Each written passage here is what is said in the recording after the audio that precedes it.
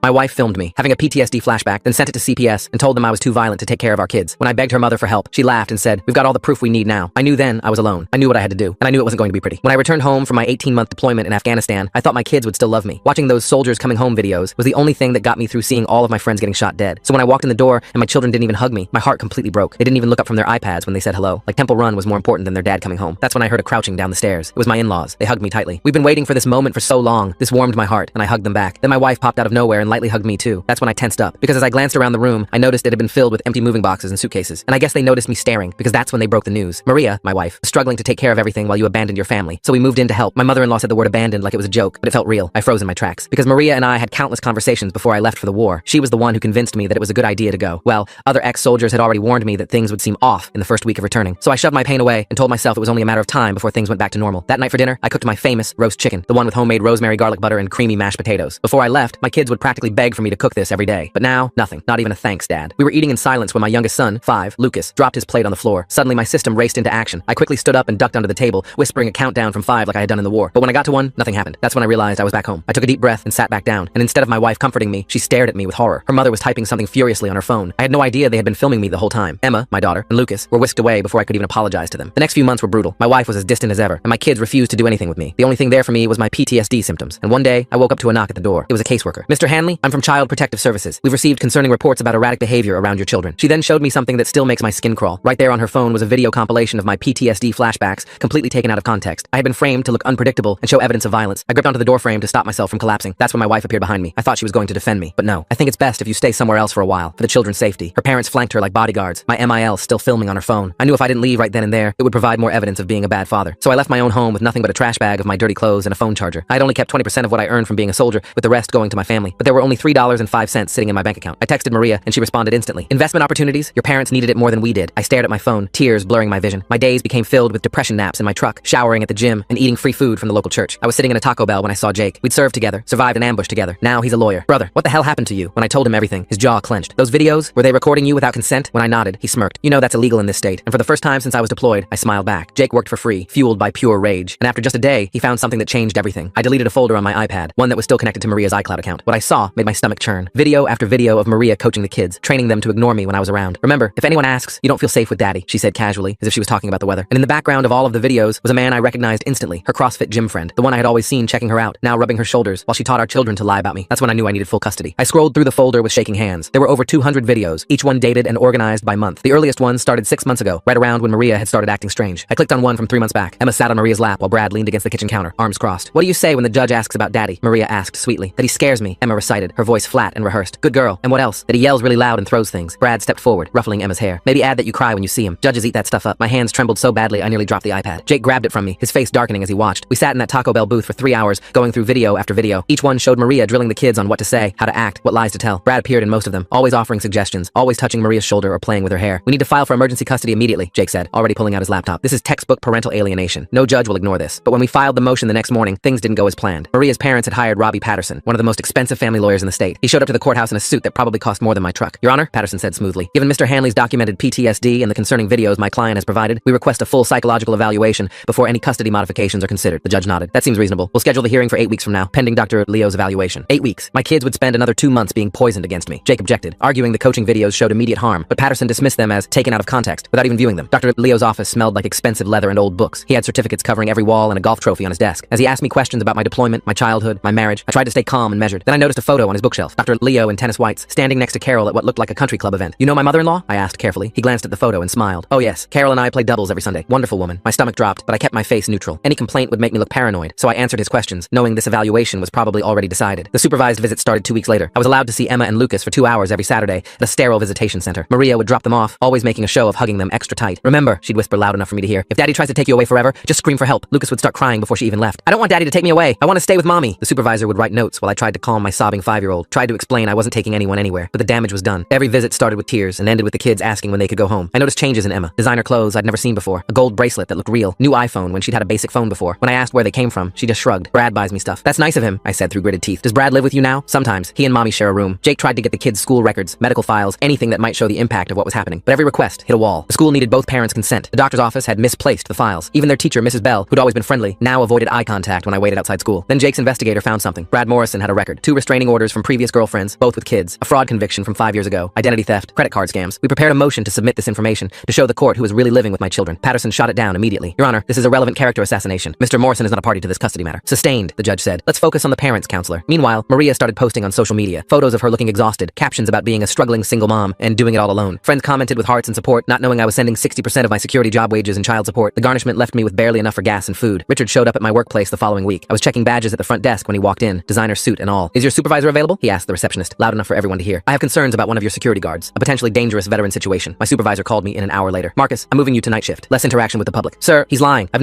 not saying you did anything wrong, but we can't have complaints. Night shift starts Monday. The night shift meant I couldn't even watch the kids at school anymore. Couldn't wave at them from across the street. My world shrank to darkness and empty buildings. During one Saturday visit, Lucas climbed onto my lap while Emma colored at the table. He was playing with toy cars when he suddenly whispered, Daddy, Brad hits mommy when he's angry. My whole body went rigid. The supervisor looked up from her clipboard. What did you say, buddy? Lucas's eyes went wide. Nothing. I'm not supposed to tell. Mommy said never tell anyone. It's okay, I said softly. Even as rage boiled in my chest. You can tell Daddy anything. But he shook his head frantically and went back to his cars. The supervisor made another note. Jake discovered more financial bombs. Credit cards in my name I'd never applied for. $30,000 in debt racked up while I was overseas. Purchases at stores I'd never been to. Restaurants I'd never eaten at. The credit card companies said I'd have to file police reports. Prove it was fraud. But that would mean accusing Maria, and Patterson would spin it as more erratic behavior. My security job wages were garnished at 60%, leaving me with barely enough to survive. When I tried to access our joint savings to pay Jake's investigator, I found the account frozen. Maria claimed I was hiding assets, moving money to avoid support. The irony was brutal. I was living in my truck while she claimed I was hiding wealth. Jake's investigator had been watching Maria's gym. One morning, he hit gold. Security footage from 3 months ago. 2 months before I'd even come home. Maria, Brad, Carol, and Richard sitting in the gym's juice bar, papers spread on the table. The investigator couldn't get audio, but the body language was clear. Carol pointing at documents, Brad nodding, Maria looking uncertain until Richard put his hand on her shoulder. They planned this whole thing, Jake said, studying the footage. Before you even got back, the pretrial hearing was a disaster. Carol produced photos of me at the shooting range, claiming it proved violent tendencies. It's required training for my job, I protested. Nevertheless, Patterson said, it shows a comfort with weapons that concerns my client. The judge ordered anger management classes before any custody considerations. Another 16 weeks of delay, another 4 months of my kids being poisoned against me. Emma's teacher finally reached out, but not officially. She called Jake's office from her personal phone. I can't testify without a court order, she said. But Emma's failing 3 classes. She was a straight A student before, and the things she writes in her journal. She draws pictures of her family, but her dad is always scribbled out in black. Dr. Patterson, the children's therapist, took an even bigger risk. She called Jake privately, voice shaking. I could lose my license for this, but those kids are being severely damaged. The coaching is obvious. Lucas has started wetting the bed. Emma shows signs of severe anxiety, but my reports keep getting edited before they reach the court. We tried to get her testimony admitted, but needed a court order. Another motion, another delay. The deposition was our first real break. Maria sat across from Jake, Patterson beside her, court reporter typing every word. Jake walked her through the timeline, careful and methodical. Then he asked about the CPS visit. You said you were shocked by the videos they showed you? Yes, completely shocked. But you knew about them before CPS arrived? No,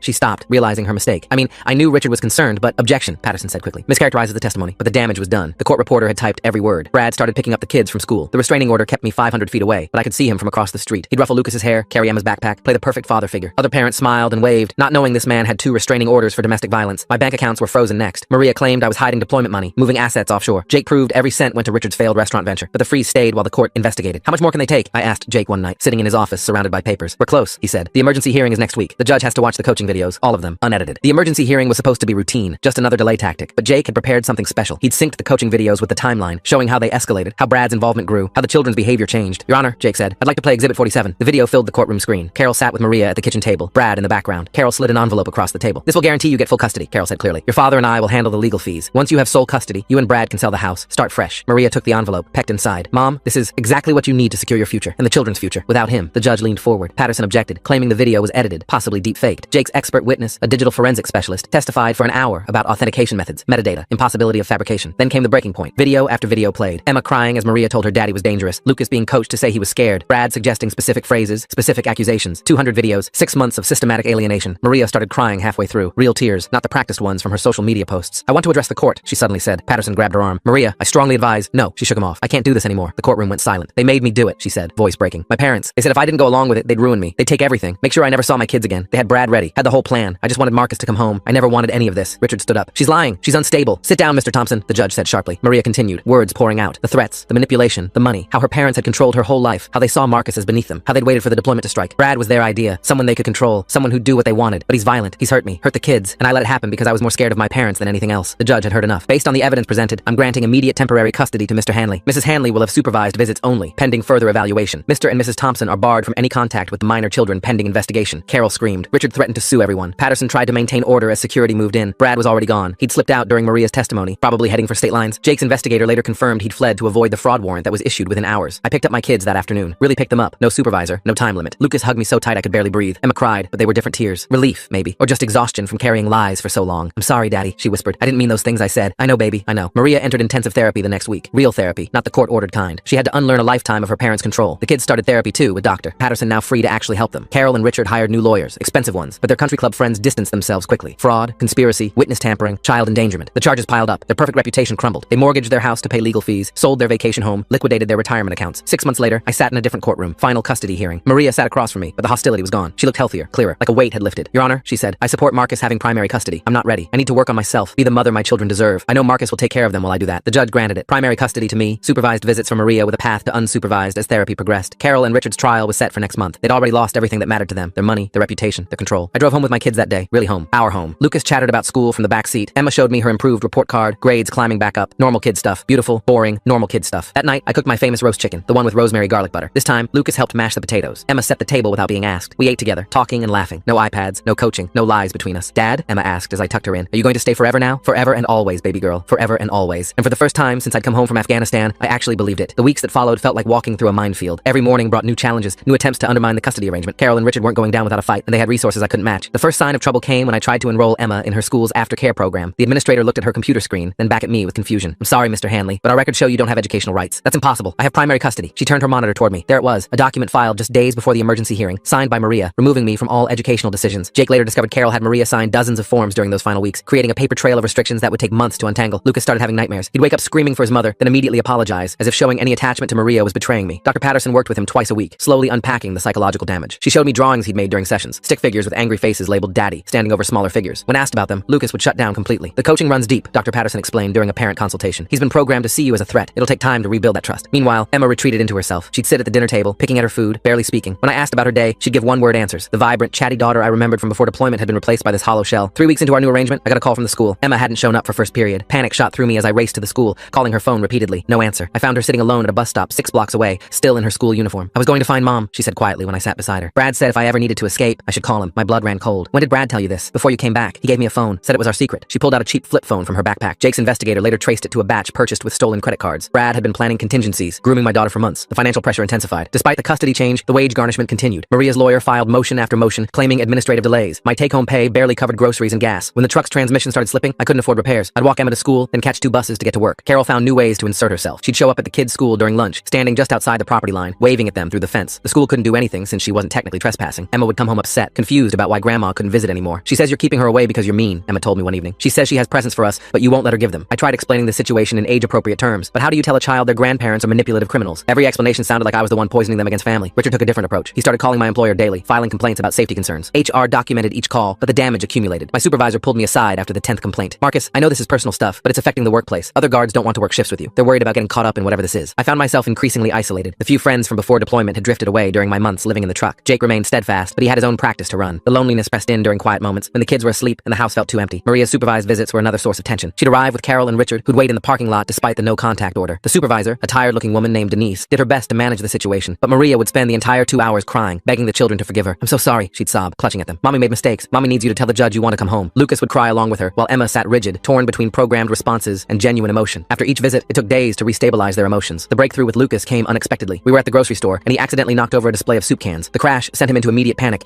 diving behind my legs, whimpering about not telling Brad. Something about his terror flipped a switch in me. I knelt down, helped him pick up the cans, and told him about my own fears. You know what? Sometimes loud noises scare me too, from when I was in Afghanistan. But it's okay to be scared, and it's okay to make mistakes. He looked at me with wide eyes. Brad said soldiers don't get scared. Brad lied about a lot of things, buddy. That night, Lucas climbed into my bed for the first time since I'd gotten custody. He didn't say anything, just curled against my side and fell asleep. Progress came in small moments like these. Emma's walls took longer to break down. She'd test boundaries constantly, staying out past curfew, refusing to do homework, challenging every rule. Dr. Patterson explained it was her way of seeing if I'd abandon her like she'd been told I would. Each time I remained calm, consistent, present, I could see tiny cracks in her armor. The financial investigation revealed more damage. Brad had used my social security number to open 6 credit cards, maxing them out on electronics and jewelry. Some purchases matched items I'd seen Emma wearing. The sick realization that he'd used my stolen identity to buy gifts for my daughter while poisoning her against me made me physically ill. Jake pushed forward with fraud charges, but Brad had vanished completely. His last known address was empty. Neighbors said he'd packed up in the middle of the night. The investigator found similar patterns in other states, a trail of single mothers with children, financial ruin following in his wake. He's a predator, Jake said, reviewing the files. Carol and Richard brought a predator into your children's lives. The school situation deteriorated further. Emma's grades, which had started to improve, plummeted again. Her teacher called me in for a conference, showing me essays Emma had written. Dark themes, violent imagery, confusion about identity and belonging. The school counselor recommended intensive therapy, but my insurance through work wouldn't cover it. Another financial strain I couldn't manage. Then came the letter from Maria's new attorney, not Patterson, who'd withdrawn after the emergency hearing, but someone younger, hungrier. They were challenging the custody order, claiming Maria had been coerced during her courtroom confession. Attached were affidavits from Carol and Richard, painting me as a master manipulator who'd somehow orchestrated everything. This is insane, I told Jake, reading through the filing. They're saying I planted those videos? They're desperate, Jake replied. Their criminal trial is coming up. They need to discredit you as a witness. The stress began affecting affecting my work performance. Operating on minimal sleep, worried constantly about the kids, distracted by legal battles. I made mistakes, small ones at first, forgetting to log visitor badges, missing scheduled patrols. But in security work, small mistakes could cascade into big problems. My supervisor called me in after I'd failed to properly secure a loading dock door. Marcus, I've been patient, but this isn't working. I'm putting you on administrative leave, unpaid. Get your personal situation sorted out. Unpaid leave meant no income. The wage garnishment had already drained my savings. I had maybe 2 weeks of expenses covered, then nothing. Jake offered to loan me money, but I'd already taken too much from him. Pride was all I had left. I sold everything I could. My father's watch, the one he'd given me before deployment, some tools from the garage, anything to keep food on the table and gas in the truck. The kids didn't need to know how close we were to the edge. Emma noticed anyway. She found me one night at the kitchen table, surrounded by bills, calculator in hand, trying to figure out which ones could wait. Are we poor now? She asked quietly. We're managing, I said, trying to sound confident. She disappeared into her room and came back with the gold bracelet Brad had bought her. You can sell this. The gesture broke something in me. This child who'd been turned against me, offering up her possessions to help. I pulled her into a hug, and for the first time in months, she hugged back. Really hugged back. Not the stiff, obligatory embraces she'd been giving. We don't need to sell your things, I told her. We're going to be okay. She pulled back, studying my face. You promise? You're not going to leave again? I promise. I'm never leaving you and Lucas again. Something shifted in her eyes. Trust, maybe. Or at least the beginning of it. The next morning brought another crisis. Lucas's school called. He'd had an incident, the secretary said carefully. When I arrived, I found him in the principal's office, shirt torn, face streaked with tears. He'd attacked another student who'd said something about his dad being a bad soldier. He said you cold people, Lucas sobbed. He said Brad told his mom you were dangerous. Brad's poison spreading even in his absence. I held Lucas while the principal explained the zero tolerance policy on violence. 3-day suspension. Another mark against us in the custody battle. Dr. Patterson called an emergency session. Lucas drew picture after picture of soldiers and families, trying to reconcile the father he was starting to trust with the monster he'd been taught to fear. Progress was painfully slow. Meanwhile, Carol and Richard's campaign continued. They couldn't contact the children directly, but they found ways around it. Presents delivered to the house with no return address. Cards slipped under the door, always reminding the kids they were loved, they were missed, they were being kept away unfairly. I started finding Emma on the phone at odd hours. She'd hang up quickly when I entered the room. When I checked the call log, the numbers were always different. Untraceable burner phones. Carol had learned from Brad's playbook. Who were you talking to? I'd ask. Nobody, she'd say, not meeting my eyes. The supervised visits grew more chaotic. Maria showed increasing instability. 1 week catatonic with depression, the next manic with promises of Disney trips and new toys once she got them back. Denise documented everything, but Maria's new attorney spun it as a loving mother driven to desperation by unfair separation. Jake discovered Maria had stopped attending therapy after just 3 sessions. Her attorney claimed she couldn't afford it, despite Carol and Richard's deep pockets. Another manipulation, making her look like a struggling victim rather than a willing participant in the conspiracy. The financial noose tightened further. The mortgage company called. Maria had apparently taken out a second mortgage months ago, forging my signature. The payments were past due. Foreclosure proceedings would begin if I couldn't catch up. Another impossible expense added to the pile. How is this legal? I asked Jake desperately. How can they keep doing this? It's not legal, he said grimly. But proving it, prosecuting it, getting restitution, that all takes time. Time they're counting on you not having. He was right. Every day felt like drowning in slow motion. Get the kids up, fed, to school. Bus to job interviews that went nowhere once they checked references and found the dangerous veteran complaints. Back home to help with homework, make dinner from whatever was on sale, pretend everything was normal. Then, after bedtime, back to the kitchen table, trying to make numbers work that simply didn't. Emma started taking on responsibilities she shouldn't have to. Packing Lucas's lunch, helping him with homework, trying to fill the gaps while I juggled everything else. 10 years old and already parentified by circumstances beyond her control. One evening, I found her teaching Lucas the same lies Maria had coached into them, but reversed. If anyone asks about Mom, you say she's sick, Emma instructed him. Don't talk about Brad. Don't talk about Grandma and Grandpa. Just say everything is fine. Emma, stop, I said gently. You don't need to coach him. He can tell the truth. She looked at me with eyes too old for her face. The truth doesn't help us, Dad. I learned that already. The weight of what these children had endured, what they were still enduring, crushed me. They'd been turned into weapons, then shields, now trying to be protectors. Their childhood sacrificed to adult manipulations. The next court date approached like a storm system. Maria's attorney had filed 17 different motions, each requiring responses, each costing time and money we didn't have. Jake worked 18-hour days preparing, but we both knew it was a war of attrition. They're trying to exhaust us, Jake explained. Make it so expensive and difficult that you'll accept a settlement. Shared custody, reduced support, anything to make this stop. But I couldn't. Not after everything. Not after seeing what that environment had done to my children. So we prepared for battle, knowing the odds were stacked against us. The week before court, everything accelerated. Richard was spotted talking to my former supervisor, no doubt planting more seeds of doubt. Carol hired a private investigator to follow me, documenting every moment, looking for any mistake to exploit. The pressure was suffocating. Then Lucas said something that changed everything. We were having breakfast, and he suddenly looked up from his cereal. Dad, I remembered something about the videos Mom made. I kept my voice carefully neutral. What did you remember, buddy? Grandma had a camera too, a different one. She said it was for insurance. Insurance. Another set of videos. Jake's investigator went to work immediately, but finding them would take time. Time we were running out of. The financial crisis reached critical mass when the power company sent a disconnection notice. 3 days to pay or lose electricity. I kept the kids in the dark about our money troubles, but this would be impossible to hide. That night, I sat them down for an honest conversation. Things are tight right now, I explained carefully. We might have to make some changes. Are we going to be homeless? Lucas asked, his voice small. No, buddy, I won't let that happen. Emma studied me. Is this because of Mom and Grandma and Grandpa? I chose my words carefully. Adults sometimes make choices that affect everyone, but we're going to get through this together. That night, after they were asleep, I did something I'd sworn I'd never do. I called my brother in Oregon, the one I hadn't spoken to since before deployment. He listened to the whole story without interrupting, then simply asked for my bank account number. The power stayed on. Small victories mattered. Lucas started sleeping through the night without nightmares. Emma rejoined her school's art club, something she'd loved before everything fell apart. These normal moments felt like miracles after months of crisis. But the other side wasn't done. 3 days before the hearing, Jake got a call. Patterson, the expensive attorney, was back on the case. Carol and Richard had liquidated more assets, hired a team of lawyers, expert witnesses, even a jury consultant. They were treating this like a corporate takeover, not a custody dispute. They're scared, Jake said. The criminal trial is next month. If they lose custody definitively, it strengthens the prosecution's case. Fear made them more dangerous. The next day, Emma came home from school in tears. Someone had distributed flyers at pickup time. Her school photo next to the words, "Missing, taken from loving family." Carol's work, no doubt. Skating just inside legal boundaries. Everyone was staring at me, Emma sobbed. They think you kidnapped us. I held her while she cried, feeling rage build in my chest. Using my children as weapons was one thing. Publicly humiliating them was another. Jake filed for an emergency restraining order, but the damage was done. Lucas withdrew again, afraid to go to school, afraid of what people would say. The progress we'd made evaporated overnight. Dr. Patterson called it re-traumatization, warned it could set back months of therapy. 2 days before court, Maria requested an emergency visit outside the normal schedule. Against Jake's advice, I agreed. She arrived alone, looking healthier than she had in months. The conversation that followed surprised everyone. I want to make a deal, she said quietly, Denise listening from the corner. I'll support your custody if you drop the criminal charges against my parents. I can't drop charges I didn't file, I reminded her. The state is prosecuting them, but your testimony is key. Without it, they might get probation. I studied my wife, trying to find the woman I'd married beneath the layers of manipulation and damage. They hurt our children, Maria. They brought Brad into their lives. They destroyed us financially. They need to face consequences. They're my parents, she whispered. They're all I have left. You have Emma and Lucas. Focus on being the mother they need, not the daughter your parents want. She left without another word, but something in her expression gave me hope. Maybe, underneath it all, she was starting to see the truth. The night before court, I couldn't sleep. I sat in the kitchen, reviewing everything Jake had prepared. Testimonies, evidence, financial records showing the systematic destruction of my life. It felt like preparing for combat all over again, except this enemy knew all my weaknesses. Emma found me there at dawn. She climbed into my lap, something she hadn't done in over a year. Are you scared? She asked. A little, I admitted. Me too. She paused, then added, but we're going to win, right? We're going to stay together? I held her close, breathing in the scent of her strawberry shampoo, memorizing this moment of peace before the storm. We're going to fight for it, baby. That's all we can do. As the sun rose, casting long shadows through our kitchen window, I prepared for the battle that would determine our future. Win or lose, I'd given everything to protect my children. In the end, that's all any parent could do. The morning of court arrived with an unexpected development. Jake called at 5 a.m., his voice electric with urgency. He'd received an anonymous package containing a USB drive. The contents made my hands shake as I watched on his laptop. Carol had indeed kept her own recordings, not just backup videos, but footage of her coaching Maria on how to coach the children. Layer upon layer of manipulation, all documented by her own hand. In one video, she sat with Brad at her dining table, sliding cash across to him. 20,000 now, 40 when Marcus loses custody, she said clearly. Just keep playing the loving boyfriend role. Brad counted the bills, nodding. What about the kids? They're getting harder to control. Children are simple. Fear and rewards. Increase both. Jake immediately filed to submit the new evidence, but Patterson's team fought back hard. They demanded authentication, chain of custody verification, claiming the anonymous source made it inadmissible. The judge scheduled an emergency session for that afternoon to review. I dropped the kids at school, trying to keep my expression neutral. Emma sensed something anyway, grabbing my hand at the entrance. Today's the big day, isn't it? Just another hearing, sweetheart. She squeezed tighter. Lucas had another nightmare about Brad coming back. My jaw clenched, but I kept my voice steady. Brad's never coming back. The courthouse buzzed with activity when I arrived. Carol and Richard sat at their table, surrounded by their legal team. Maria was notably absent. Patterson approached Jake with a thick folder. Motion to dismiss the new evidence, he said smoothly. Anonymous sources have no credibility. But Jake had anticipated this. He'd spent the morning tracking the package. Security footage from the delivery service showed a woman matching Maria's description, dropping it off. When confronted with this during recess, Patterson's confidence visibly wavered. The judge returned, reviewed the authentication reports, and made her decision. The new videos would be admitted. Carol's face went pale as her own voice filled the courtroom, instructing Maria on psychological manipulation techniques. Remember, honey, Marcus is simple-minded. Military men always are. He'll believe whatever you tell him about needing space for the children's adjustment. Richard's voice joined in. The key is documentation. Every interaction, every word. We're building a case from day one. The timestamp showed this conversation happened 2 weeks before my deployment ended. Patterson tried damage control, arguing the videos were taken out of context, that Carol was simply a concerned grandmother. But then Jake played the Brad payment video. $20,000 in cash, clear as day. The judge's expression hardened. During the lunch break, I found Maria sitting alone in the hallway. She looked up as I approached, eyes red-rimmed. I dropped off the USB, she said quietly. I couldn't let them win, not after what they did to our babies. I sat beside her, careful to maintain distance. Why now? Dr. Patterson showed me Lucas's drawings, what I'd done to him, what they made me do. Her voice cracked. I found Mom's recordings when I was looking for Dad's will. She documented everything, like she was proud of it. Will you testify? She nodded slowly. My lawyer dropped me this morning when I told him, but I'm done being their puppet. The afternoon session exploded into chaos. Maria took the stand without an attorney, speaking directly to the judge. She detailed years of control, manipulation, threats, how her parents had isolated her from friends, made her financially dependent, used her children as leverage. When Marcus deployed, they said it was our chance to finally get rid of him. They had Brad ready, the whole plan mapped out. I was weak, I was scared, but I'm done being scared. Carol shot to her feet. You ungrateful little Mrs. Thompson! The judge's gavel cracked. One more outburst and you'll be held in contempt, Maria continued, voice growing stronger. She revealed Brad's real role, the payments, the coaching sessions, how he'd started getting violent when the children resisted the programming, how she'd been too terrified of her parents to protect them. I failed as a mother, she said, looking directly at me, but I won't fail them anymore. Patterson tried to cross-examine, but without Carol and Richard's funding, his heart wasn't in it. The judge had heard enough. She called a recess to review all evidence before final ruling. Jake and I sat in a small conference room, surrounded by boxes of documentation. My phone buzzed with a text from Emma's school. She'd had a panic attack during PE, was in the nurse's office. I started to leave, but Jake grabbed my arm. This is it, Marcus. The ruling. You can't miss this. My daughter needs me, and she needs you to win this case. I'll send my assistant to the school. The longest hour of my life crawled by. Finally, the bailiff called us back. The judge looked exhausted, but determined. I've reviewed extensive evidence of systematic parental alienation, financial fraud, and conspiracy to manipulate the family court system, she began. The depth of this scheme is unlike anything I've encountered in 20 years on the bench. She detailed her findings, the coaching videos, the financial manipulation, Brad's involvement, Carol and Richard's orchestration, each point built toward an inevitable conclusion. Effective immediately, Mr. Hanley retains sole legal and physical custody of the minor children. Mrs. Hanley's supervised visits will continue pending completion of intensive therapy and parenting classes. Mr. and Mrs. Thompson are permanently barred from any contact with the minor children. Carol's scream echoed through the courtroom. Richard lunged toward me, but bailiffs intercepted him. As they were escorted out, Carol's carefully constructed mask finally shattered completely. You destroyed our family, she shrieked at Maria. You're dead to us! Dead! Maria flinched but stood her ground. The judge continued, addressing the financial crimes, ordering full restitution, referring the case to the district attorney for criminal prosecution. Brad Morrison had federal warrants issued for fraud and identity theft. Outside the courthouse, Maria approached hesitantly. I know I don't deserve forgiveness, but maybe someday we can co-parent properly. For them, focus on getting healthy, I told her. That's what they need from you. She nodded, walking away alone. No parents to lean on, no Brad to manipulate her. For the first time in her life, truly on her own. I raced to Emma's school, finding her curled up in the nurse's office. She launched herself into my arms. I thought you weren't coming. I thought the judge would make us go back. Never, baby. It's over. We won. She pulled back, searching my face. Really over? No more court? Really over. That evening, I sat the kids down and explained the ruling in simple terms. They were staying with me. They'd see their mom sometimes when she was better. The grandparents couldn't bother them anymore. Lucas climbed into my lap. What about Brad? Brad's in trouble with the police. He won't be coming back. Good, Emma said fiercely. I hope he goes to jail forever. The next weeks brought a parade of investigators. FBI for the identity theft, state prosecutors for the fraud, CPS for final evaluations. Each interview, each document built the cases against Carol, Richard, Richard and Brad. Jake's investigator finally tracked Brad to Nevada, where he was arrested trying to run the same scam on another single mother. Extradition brought him back to face charges. 37 counts of fraud, identity theft, and child endangerment. The financial untangling took months. Every credit card disputed, every fraudulent charge challenged. The second mortgage Maria had forged required extensive legal work to reverse. Slowly, painfully, we clawed back from the brink of bankruptcy. My job wouldn't take me back, tainted by Richard's poison. But a fellow veteran heard my story and offered me a position at his security firm. Better hours, better pay, understanding management. The kids could actually see me in daylight again. Dr. Patterson continued working with both children. Lucas's nightmares faded gradually. His drawings evolved from dark scribbles to normal kid art. Emma's grades recovered, her spark returning bit by bit. The healing wasn't linear, but it was real. Maria threw herself into therapy with desperate determination. Her supervised visits evolved from tearful apologies to actual interactions. She learned to be present without overwhelming them, to respect boundaries she'd never had herself. Carol and Richard's trial became a cautionary tale in family court circles. The evidence was overwhelming. Conspiracy, fraud, witness tampering, child endangerment. Their country club friends vanished like smoke. Their reputation, so carefully cultivated, destroyed completely. The verdict came down on a Tuesday. Guilty on all counts. Carol got 3 years, Richard 4. Their assets liquidated for restitution and legal fees. The empire they'd built on manipulation crumbled entirely. Brad took a plea deal. 18 months and full restitution in exchange for testimony about Carol and Richard's broader schemes. Turns out, my family wasn't their first target, just their most elaborate. 6 months after the custody ruling, I stood in my kitchen making dinner. Lucas helped set the table without being asked. Emma chatted about her art class, excited about an upcoming exhibition. Normal, peaceful, hours. Dad? Emma asked during dinner. Do you think Mom will ever be normal? I chose my words carefully. She's working hard to get better. That's all anyone can do. I'm glad she told the truth finally, Lucas added quietly, even if it was scary. Maria had sent them letters through Dr. Patterson. Not pushing, not manipulating, just acknowledging her failures and expressing hope for the future. The kids weren't ready to respond yet, but they'd kept the letters. Progress. That night, after bedtime stories and goodnight kisses, I sat on my porch with a cup of coffee. The house was quiet, peaceful. No more looking over my shoulder. No more documenting every interaction. No more fighting for my right to be their father. My phone buzzed with a text from Jake. Brad had been sentenced. 2 years federal prison, followed by probation and restitution. Another piece of justice served. I thought about responding, then set the phone aside. Tomorrow would bring its own challenges. The kids still had healing to do. I had my own PTSD to manage. Maria had her long journey ahead. But tonight, my children slept safely in their beds, dreaming normal dreams. The porch light attracted moths, dancing in circles around the bulb. I watched them for a while, thinking about patterns, cycles, the way people got trapped in their own destructive orbits. But cycles could be broken. My kids were proof of that. Inside, I checked on them one more time. Lucas sprawled across his bed, toy soldiers scattered on his nightstand. Emma curled up with the stuffed elephant I'd sent her from Afghanistan, the one she'd ignored when I first came home. Now it never left her bed. I'd lost 18 months to deployment, 6 months to hell, but we found our way back. Not to where we'd been before, but somewhere new, somewhere better maybe, because it was built on truth instead of lies. In the kitchen, I prepped tomorrow's lunches, signed permission slips, normal parent tasks that felt like privileges after everything we'd been through. The custody papers sat in my filing cabinet, official and final. But the real victory wasn't in legal documents. It was in Lucas asking me to coach his soccer team, in Emma showing me her drawings without fear, in family dinners where we actually talked, in bedtime stories and morning hugs and all the mundane moments that made up a life. The real victory was in being their dad, fully and completely, without anyone trying to take that away. As I turned off the lights and headed to bed, I paused at their doorway one more time. Safe, home, mine. And for the first time since coming home from Afghanistan, that was enough.